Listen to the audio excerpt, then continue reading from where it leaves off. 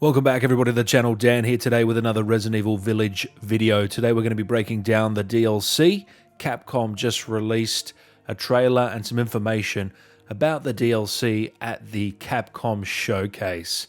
Resident Evil Village was a big part of it and they showed some big things coming. Now the DLC is coming October 28, 2022. Well, it's planned for that. Of course it could be pushed. It could be delayed to November, December, maybe even next year. Fingers crossed it's not, but that's actually the same date, October 28th, as Modern Warfare 2. That's the same date the Modern Warfare 2 releases, so it's weird timing for me. Not sure why they decided to compete with one of the biggest franchises in history, but, you know, the marketing team at Resident Evil, they do weird things, you know. On their official website, it states that the Resident Evil Gold Edition will feature 3 major updates. Just to give you some clarification, guys, the Gold Edition, you can buy the Gold Edition, right? It comes with the DLC and the main game. Or if you've already got the main game, which a lot of you will, like me, then you'll be paying just for the DLC. Now, the price we don't know. Probably, you know, I don't know what a normal DLC costs. What the Resident Evil 7 DLC cost back in the day. When that's released, I'll give you that information. But the new content, they're calling it the Winter's Expansion. Obviously, Rose Winters, Ethan Winter. You get it? Okay, so what we're seeing in this DLC. So the third-person mode. Some of you would have seen my gameplay from yesterday. That was a mod, right? You can go back and check that out. That was not official. What you're seeing here right now, this is official footage of the third-person mode. It's going to be fantastic. It's going to bring a lot of new people in, and it's going to be a new way to experience the game. And if they've added new animations, they've said, not just with Ethan, but with the enemies. Because in first person, it just plays a lot differently than third person. So they just had to do a lot of work on this third person mode. So you can expect it to be very, very tight. This is what Capcom's website says. The highly anticipated third person mode is here. You can now play the story mode from the third-person perspective. In this mode, players have the over-the-shoulder viewpoint and can see Ethan in action. This new vantage point provides a fresh experience for both new players and veterans alike to experience Ethan's terrifying journey. So a bit of mumble-jumble there. Essentially, third-person, right? Now, I honestly believe they added this because a lot of people wanted it. We know that, but it just makes it more accessible and honestly, like, less scary. It sounds a bit trivial, but less scary for some of these people that find first person too immersive. I really feel like that's one of the main issues.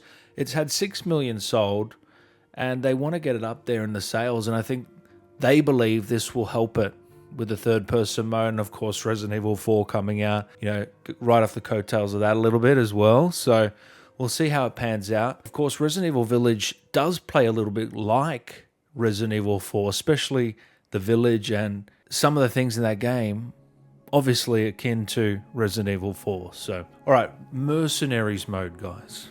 So we're going to be playing as Chris Redfield, Karl Heisenberg, and Alcina Dimitrescu. New stages have been added as well. We don't know what those stages are. We'll find out what they decide to add in. Okay, so Chris Redfield, it says here, legendary hero Chris Redfield. As a veteran survivor, Chris is always fully equipped for any fight. Chris is also a close combat specialist who can harness his physical strength to punch his way out of any situation. So he'll play a lot like he did in the main game. It'll probably be very similar to that, but he's got this close combat special attacks, I guess. You know, the physical strength side, being able to punch the enemies. Heisenberg wields a giant hammer and possesses the ability to control magnetic forces. Unleash Heisenberg's powers now as a playable character. So he also flips the bird. He's got a variety of powers. That the hammer's obviously going to do some damage. So he'll be a lot of fun to play as.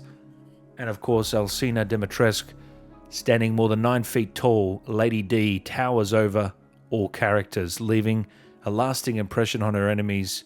She can grab the enemies by the throat, similar to the animations we saw in the main game. That height advantage and obviously the claws and everything. So that's going to be a lot of fun. Definitely, if you want to see this gameplay, I mean, make sure you're subscribed. I'll be the first to upload. Now, they're all going to have special sort of attacks and move sets, and it's going to focus on action and combat, as we know the Mercenaries Mode does.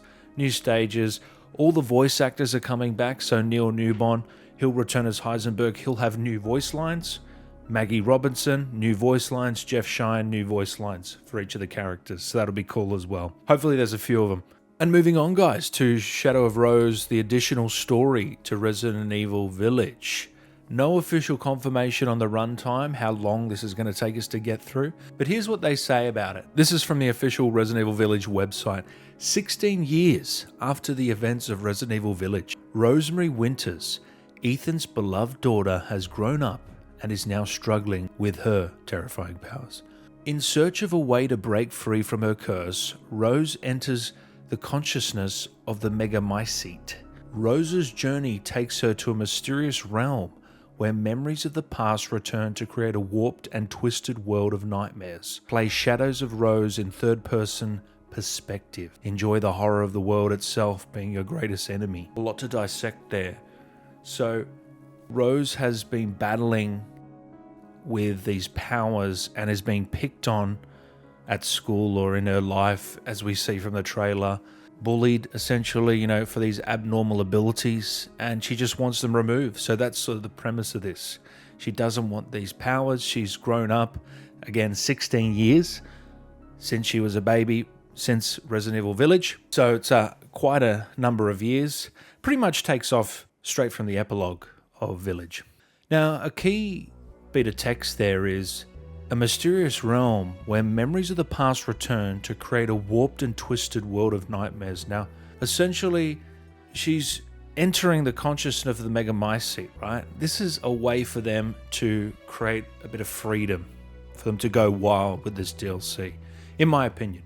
They're able to bring back characters and use them in different ways. As we see, Duke looks like he's going to be a boss fight, looks like he's going to be an enemy, whereas in the main game he was an absolute Chad. So they're breaking boundaries, and they can just blame it on this, essentially. It sort of reminds me of games when there's a hallucination and you can get away with anything because it's a hallucination.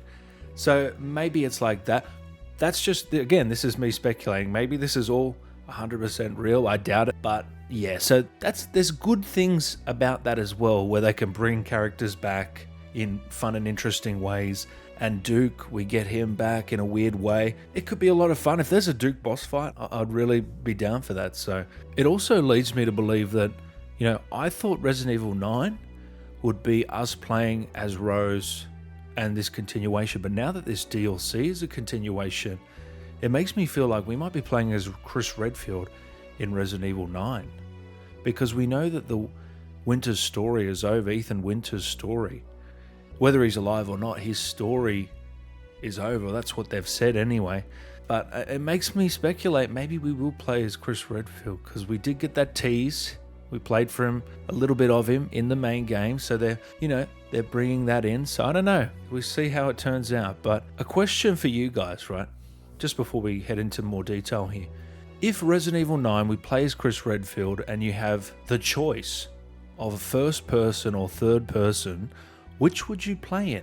Let me know below. Would you be first person or third person? Very interested to hear your thoughts if they make that available. It'll probably be first person only, but if they gave you that option, what would you choose? Now let's continue. So Rose meets a girl just like her, this mysterious girl in the trailer. Okay, and she's going to play a big part in this story, this mysterious figure. And there's a lot of speculation on who this figure is. The biggest theory, and probably the most credible, in my opinion, is that is Eva, the daughter of Mother Miranda. Okay, there's other theories floating around. Could be Evelyn, Mother Miranda herself, or whoever. But I believe this is Eva, the daughter of Miranda, who was at the same time during the Spanish flu pandemic. She caught the virus back in the day, Eva, and eventually died from it. And Miranda would go on to, attempt suicide, and that led her to the discovery of the mole. So there's a real tie in there as well. So I just feel like this could be Eva, but we'll find out at a later date, of course. Now, Rose is being guided by a so-called Michael, who will be assisting her apparently with removing her powers. I'm not sure about Michael, who this figure is. I don't think it's the man we see in the trailer, and I don't think it's Ethan. Is it someone new? Honestly, I don't know. We're going to have to find out. Let me know your theories down below. We also know Capcom had to remove some areas and enemies within the main game due to the pandemic and time restraints and things of that nature. So some of those assets, I believe, are coming back for this DLC. You know, maybe not the mermaids we heard about in the Moreau section, but different enemies were definitely coming back, and we saw a glimpse of a new enemy in that trailer. They only show the one, but that just goes to show that they're definitely mixing things up a bit there. And that would also explain the quick turnaround for this DLC with assets that are sort of already there but not fully fleshed out that they can bring in, and so it works well. And that's not the first time a game company's done it. They do it all the time. And I'm pretty sure Duke was meant to be the fifth boss in the main game and he got scrapped. I'm pretty sure that was on the cards at one point. So they might have had a bit of a boss fight already started. You just don't know how it goes. So I've also got a feeling that we're going to be seeing Ethan Winters in some capacity, because I feel like there could be a touching moment there where he sees his older daughter. You know, he only saw her as a baby, and there could be a really great moment there of him seeing her as an adult, but obviously it wouldn't be him, or they'd have to figure out a way to do that. But I've just got a feeling that Ethan might be back. Also, the man in the trailer, okay, I mentioned him earlier, he seems to be helping Rose. Maybe he's a carer or a foster father or something like that. But she mentions that she can show him things that Chris doesn't know she can do. So she mentions Chris Redfield. So she's still in a relationship with him, as we know. He's still in the picture. Will he turn up? I don't think so, but again, we'll find out. So she mentions that she can show him things. So there's definitely a close bond between these two, and he's going to have a pretty prominent role in this story as well. We don't know his name. We don't know who he is. So again, we'll see how that pans out. Now, already confirmed, Duke, aka Aaron DePlant, he'll be returning as the voice, and Duke will be in the DLC. Looks like it could be a boss possibility. He's controlling enemies by the looks of it, like they're coming up from his control. He's wearing a mask. He's a bit more demonic in his delivery of the voices, so people are a bit scared. Is this a real Duke? I just don't think it is. I think the friendly, good old Duke is still around, so I wouldn't worry too much about that. Rose Winters, if you didn't know, is played by Jeannie Torrado.